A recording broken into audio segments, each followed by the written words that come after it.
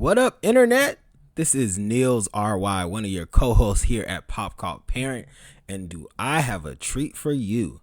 So we've been working hard in the lab, recording some new episodes, recording some new content to share with you, and it's in the lab, it's getting worked on, but I can imagine, I know how the Pop Called is, you all want something now. And so what we're going to do is bless you with something from our secret stash, something that has been asked about since the beginning of Pop Cult. We're going to bless you with the very first episode ever recorded of Pop Cult Parent. And that episode was on Avatar: The Last Airbender. And how perfect of timing is this too? Because as you all may know, Avatar is now on Netflix. So you can listen to the episode and then go watch Avatar, or you can watch Avatar and come back to this episode. It's perfect timing. So you all sit back, relax, and enjoy our first ever recorded episode on Avatar: The Last Airbender. Peace. Give me a second. I gotta get. That's horrible. That is horrible. Don't tell our wives. Just I'm telling Shamel.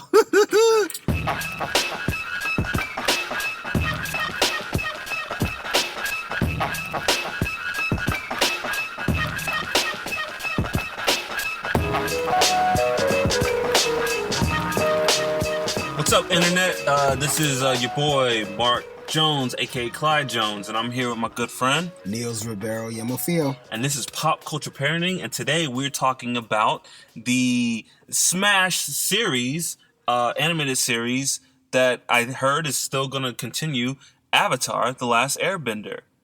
So if you don't know, which if you really don't, I got some concerns for you. Like, this is one of, if not the best cartoons, is one of the best shows I've ever watched. Yeah. Avatar: The Last Airbender lasted for 3 seasons, 61 episodes. It premiered in 2005 on Nickelodeon, and I think it wrapped up right around the summer of 2008. So there's 2 series as of now.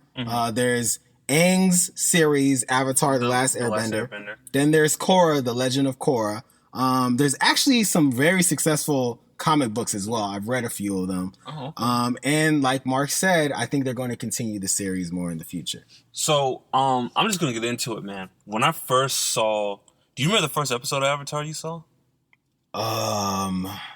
Yeah, I know, but I remember that they messed up the little carton cabbage in whatever episode I saw. The Cabbage Man? Because I was like, dang, that poor dude, why aren't you helping him? Little did I know. I'll do that forever. I want to say Avatar, and this isn't even like to give me internet points or whatever. I think it's one show that like I saw from beginning to end. Like, I don't know, I guess I saw the premiere and I was hooked. And like, you know, you and I are big anime fans, and this is clearly, I don't want to say stealing, because I don't think they stole, but like highly influenced by anime. But dog, I was hooked from like day one. Hooked. And you and I were into this show at the same time, and this was like kind of before like watching culture. You know, I don't know what that's called now, where everyone kind of watches things and talk about it, but we were like, yo, you see what happened here? What's going to happen this way? But like the story itself, like, it's just so dope, man. The 4 nations, controlling the elements, the animation is beautiful. The thought and energy they put into creating the nations and the background with the nations, from the skin tone, from the cultural representation of, and what I took away is like it was all segments of Asia. From the different fighting styles that each nation had. Like, and then even when they stick with it. And they stick with it. They reward the fans. With being like true fanatics of the show, because the longer you watch, the more you learn, the more questions get answered. And I'm glad you said, because they stick with it. They're like, they have a clear, and I'm not a anthropologist, but I would just think when I watched the show, I was like, okay, Water Nation is probably Inuit. The Earth Nation is probably based off of Chinese culture. Fire Nation, Japanese, and the Airbenders are like monks I would say you know, Tibet Tibet like monks, that, yeah. something like that. And he said even the fighting, like you can watch this show and an Earthbender, the way they fight, it stays from episode 1 to the last episode. They don't change it up, and I bring that up because like dog, we love Dragon Ball Z, right? Absolutely. Everyone fights the same. Absolutely. In that show, everyone fights the same. They try to say like people have different styles and techniques. And I think in Dragon Ball, they did. That was true. Goku fought a certain way. Tien, they all fought a certain way. But like now, everyone just goes ham and they punch the shit out of each other. The Avatar, after powering up for 2 episodes. Yes. In Avatar, they stick to their style.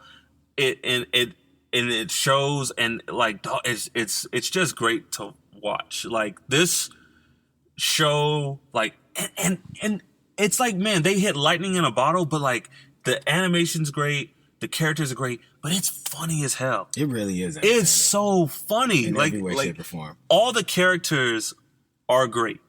Bro, it's even just a really good love story. It is a great love story. It's just like a really good love. And I'm not talking about Aang and Katara. I am talking about the love between an uncle and his nephew. That is one of the best love stories I've ever seen in my life. Dog. Like, that is so... I'm not going to say it's because it's not romantic, but it's genuine family love. Spoiler, we're talking about Avatar through all the seasons. We might even talk about a little bit about Korra, but I think we're concentrating more on like The Last Airbender right now. Dog, the relationship between Iroh and Zuko, like, dog, like, that for me could have been the show. We could have just been following Zuko, and like, who knows, maybe nowadays that's might have been the show. We're very in an anti-hero culture, and like you follow Zuko.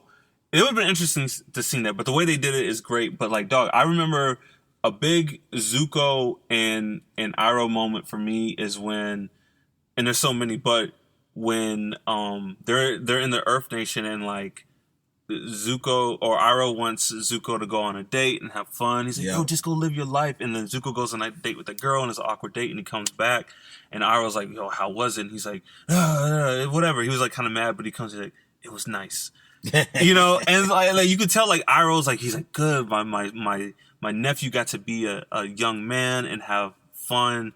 And then the episode where Zuko finally finds Iroh after betraying him, and he goes in there and he just pleads to Iroh, and Iroh just like interrupts him and just embraces him. Oh God, yo, dog, tears. I'm like getting choked up thinking about it, dog. Like that fucks me up. Dog, like it was like I think I even cried when I saw it, but like I definitely cried. It gets me choked up to think about it, because like, dog, Iroh was like, all right, I'm gonna let him say, because we come from this culture and this nation where like, and they're like just kind of like embracing the moment, and he's like, man, fuck this, and he just embraces. Like, do you know how much I love you? Yeah, like, you little boy. Like, my goodness. So, and that messed me up. And to learn Iroh's backstory, because like, dog, Iroh has a fucked up past. He's the real one. He was all about this Fire Nation.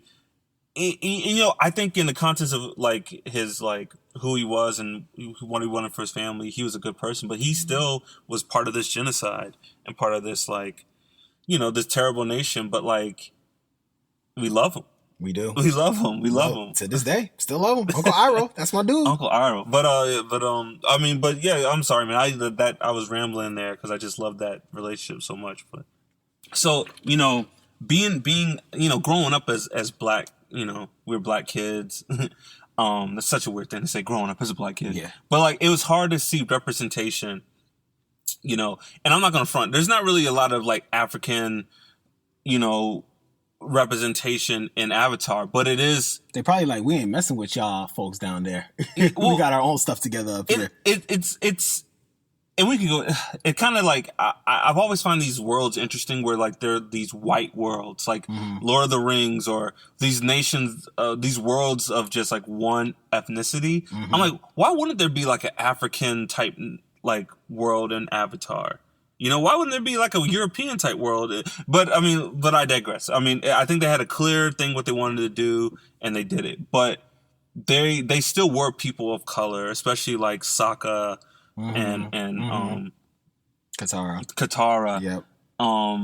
And I think that was kind of good to see. I think you can get into, especially now in this woke era, like, well, it's still not full representation, but I think it was important that these were all Asian leads. The characters, I'm not sure if all the voice actors were of Asian descent. I know Iroh definitely was. Zuko was, yeah. I'm pretty sure they weren't though. Like all the the voice actors and actresses. But still, it's great. I especially now that I have a daughter, dude, I want her. I'm gonna make it a goal for her to watch this show. I said it before. I think Avatar has some of the best female characters of all time. Wow. I think, dog, all the women in the show are strong. Mm-hmm. They're badasses. They're like, they make decisions. They make mistakes. They're not Mary Sue's. And it's like, an easier way to make the show, they would just make like, I keep forgetting her name. Katara, right? Katara. Yeah. They would just make her like the smart one. She makes so many mistakes. She fucks up, but like she is strong. She's determined, but they're not afraid to be women. They're not afraid to be feminine, but like she'll fuck you up. You remember when like Zuko joined them and everyone's like, okay, we forgive you. She's like, hey, let me talk to you. Let me holler at you. You come at Aang, I'ma handle you. I'ma handle you. And like, yo, Zuko was like, God damn. Like, yo, I remember that part well, and I was like, she's not playing Zuko. And I think this series has some of the best female characters ever created. Azula is amazing. She's so scary. She's still scary. She's still scary. But like, we haven't even talked about Toph, and she is the truth. She's the best. Of all the benders, I would say she's the best person to actually bend. She evolves her bending the most out of anyone. She creates styles in the show, and she's the youngest. Yes. Yeah. So I agree. Yeah. I think like, and that's just me as a father of a young girl right now. I would make it. I'm gonna. I don't want to say force this show on her, but I'm gonna like make sure that like she gets the opportunity to sit down and watch this show. I think going back to the diversity piece, I think this is a love letter to anime. And so I think because it's a love letter, that's why they were intentional with representing the Asian culture, Asian diaspora in that specific setting and way they did. I thought that was dope. I would also argue that they could have put some brothers and sisters in there. They could have. But I think because I understand it's a love letter, and because I would want my son to just get a chance to see a dope anime and how like cultures in other settings look in mediums that we all love, I would absolutely want him to see Avatar.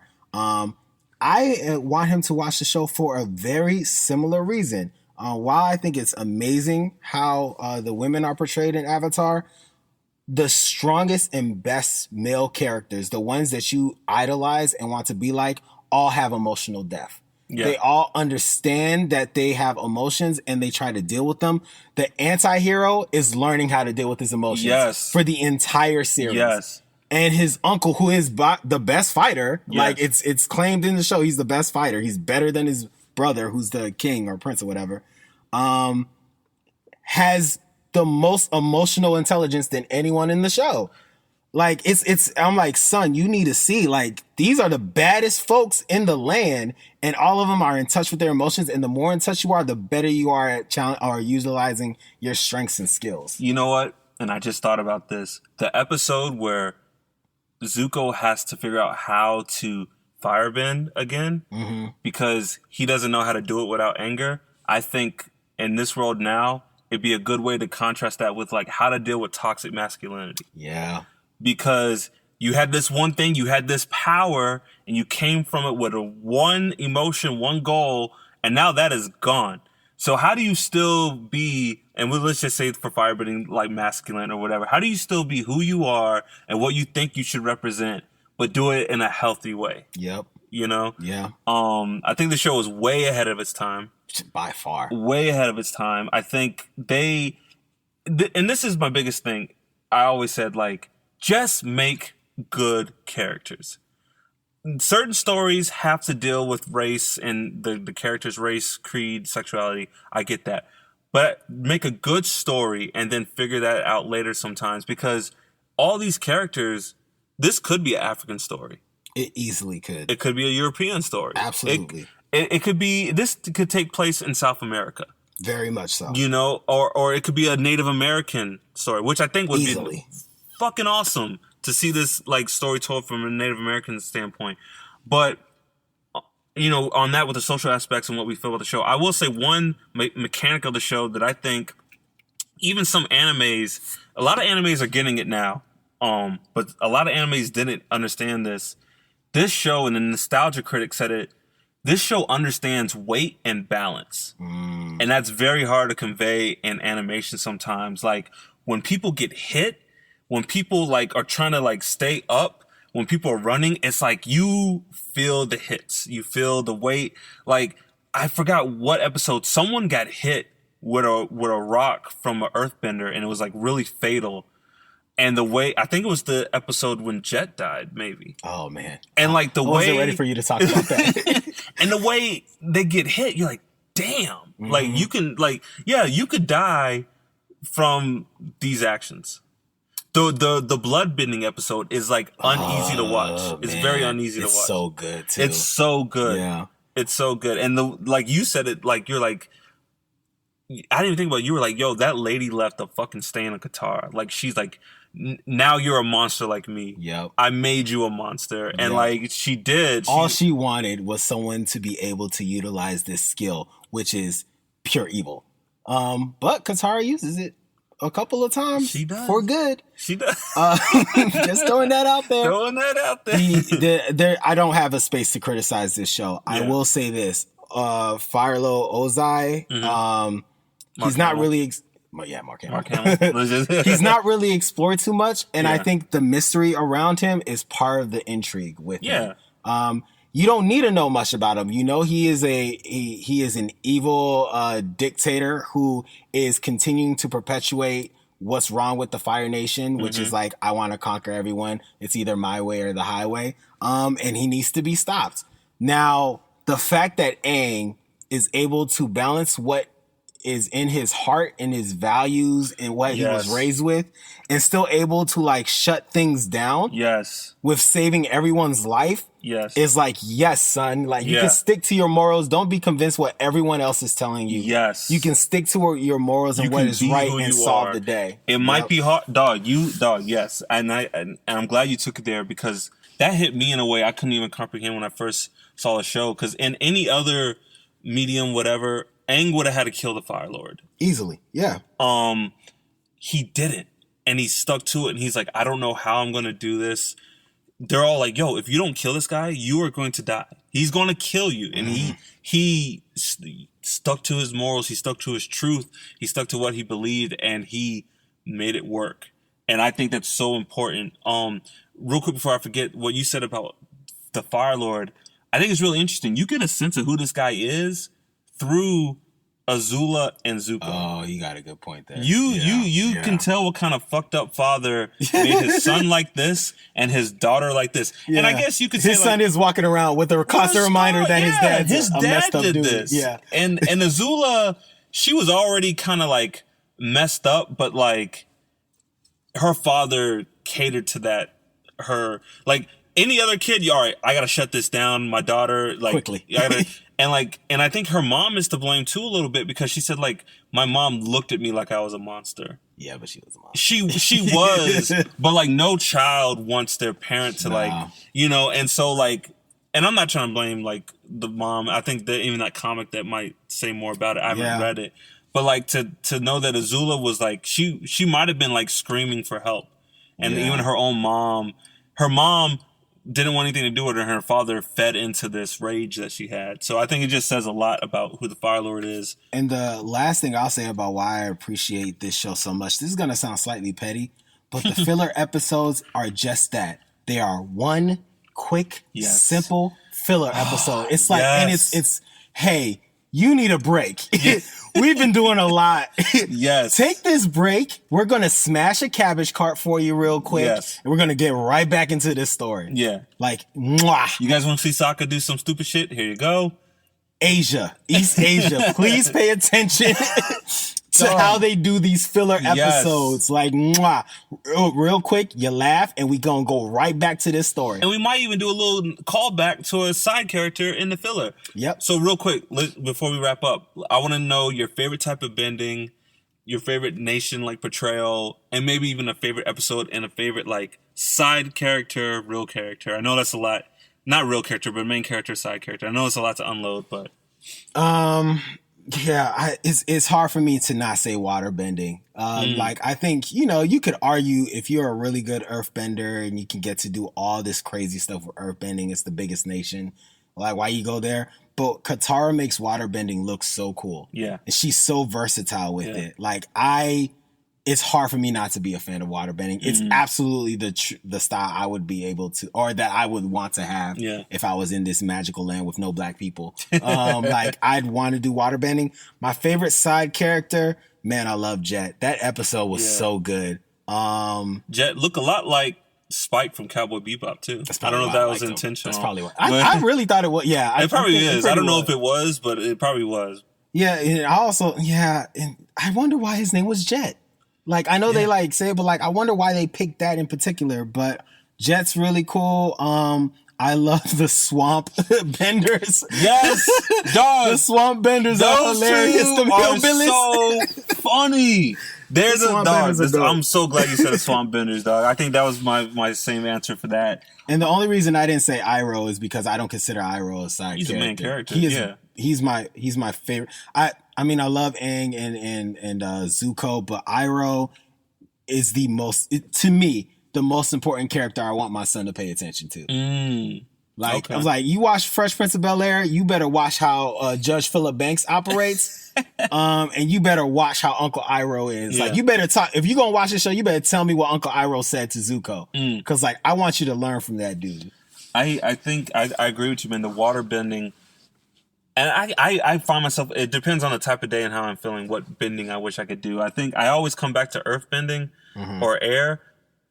I love to see earthbenders in this universe. I love to see when they animate earthbenders because like they just do some creative shit, man. They like the way they use the earth. There's that the episode The Guards that like they put the rock the rock hands around and they use it to like catch people. Toph like covering herself in like rock, and then when she starts to metal bend, it's just like I think they just do so many cool things with earthbending. And I'm like, shit, I never would have.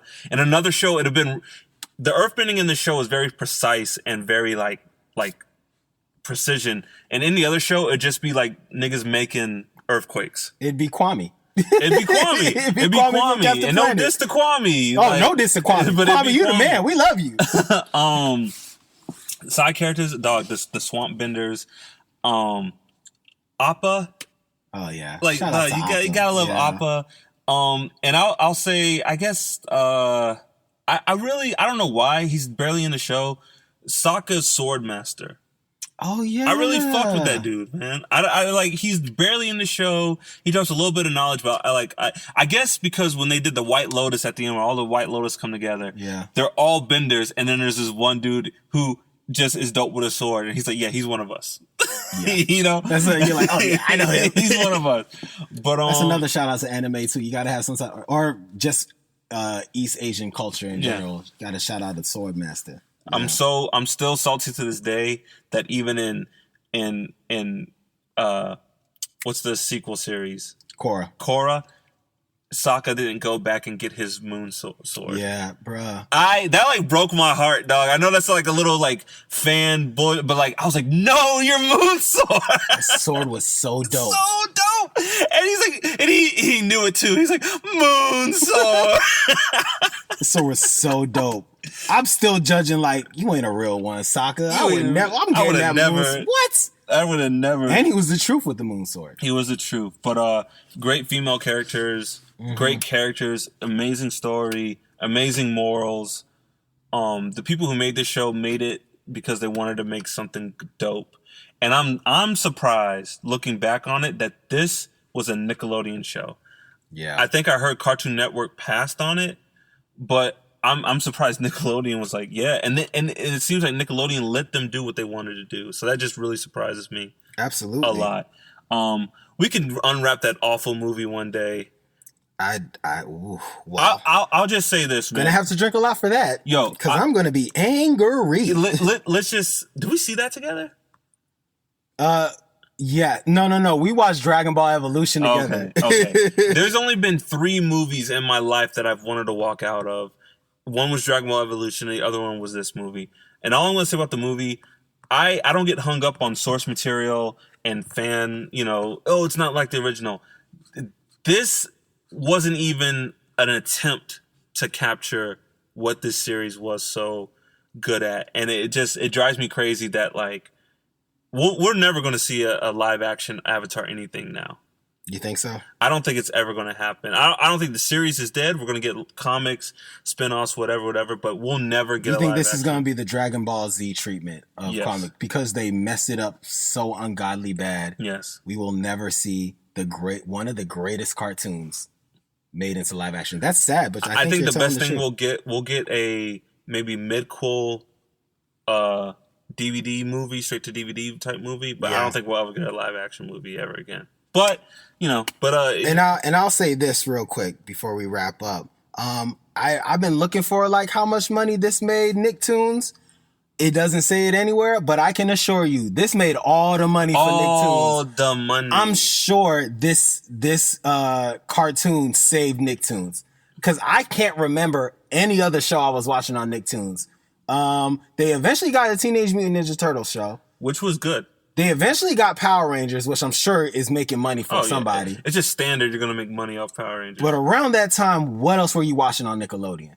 SpongeBob reruns. That's it. I don't know. I don't really anything. Everything else was on Cartoon Network. Maybe Fairly Odd Parents if it was on. True. Hey Arnold wasn't there no more by that point. So like all they had left was like one of the best shows that were out there. And like this is how good this show was. They didn't really advertise it that well. They had it on Nicktoons. It wasn't like they didn't have the money to like really advertise it. It was so good people found it. Yes. Yeah, people found it through hearsay. Like I said, I just stumbled upon this show and I fell in love. I didn't see any commercials or nothing. Yep. But I'll leave you on, dog, I'll just leave you on this. It might make you a little angry. I was going to buy you the first season of this on Blu-ray. Ooh, for what? For Christmas. It was like a couple years ago. And I don't know what stopped me. I was like, oh, Nels would love this. It's on Blu-ray. And I stopped. So I'm sorry. Is there a reason? I don't was know. I a dick to you at some point? Nah. I think it's just like, I was just like, he don't need that. I think that's... And you know what's really messed up about that is it never has been on like Netflix on a regular basis. Yeah, it was. And when? For how long? No, was it? Not in America. I feel like this was on, maybe it was bootleg. All right, I'm sorry. It was bootleg. Okay. So, that was a real fuck you to me. Yeah. Cool. Okay. My bad. I see where we stand right now. Hey, but this has been Pop Culture Parenting. Maybe we'll have another episode after this. I don't know if Nels will want to be my friend anymore. Never again. That's our thoughts on Avatar: The Last Airbender. Find us on Instagram. Pop Cult Pop Cult Podcast. Pop Cult Podcast, and find us at Gmail at popcultpodcast@gmail.com. I've been Mark, aka Clyde Jones. I've been Niels Ribeiro Yamafio. And this is Pop Culture Parenting. Take it easy. Peace.